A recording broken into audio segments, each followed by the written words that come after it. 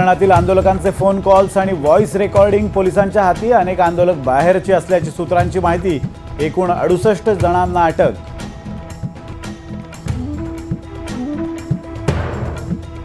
बदलापूर घटनेच्या निषेधार्थ ठिकठिकाणी आंदोलनं. दादरमध्ये ठाकरे गटाकडून तर पुण्यात शरद पवार गटाकडून निदर्शनं. फडणवीसांच्या राजीनाम्याचीही मागणी.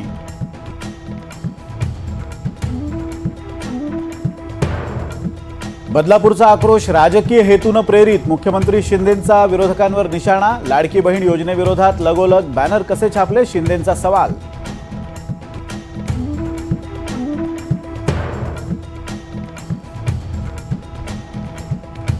बदलापूरच्या शाळेवर प्रशासकाची नेमणूक. उद्यापासून प्रशासक बघणार शाळेचा कारभार. शालेय शिक्षण मंत्री दीपक केसरकर यांची माहिती.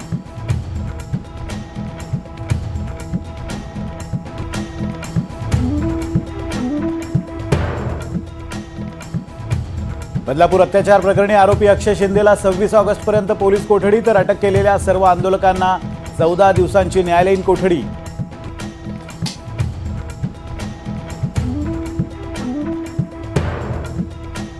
महिला पत्रकाराला आक्षेपार्ह भाषेत धमकावल्याच्या आरोपाप्रकरणी शिंदे गटाच्या वामन म्हात्रेंवर कारवाई.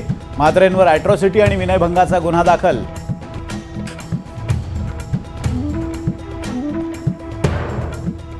हिंदुत्वाचा विचार घेऊन जिशान सिद्दीकींचा प्रचार कसा करायचा, कुणाल सरमळकर यांचा सवाल. बांद्रा पूर्वची जागा शिवसेनेनं लढवावी, सरमळकरांची मागणी.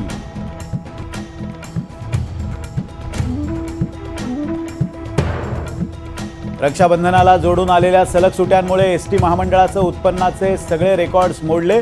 17 ते 20 ऑगस्ट दरम्यान एसटी महामंडळाला तब्बल 121 कोटी रुपयांचं उत्पन्न.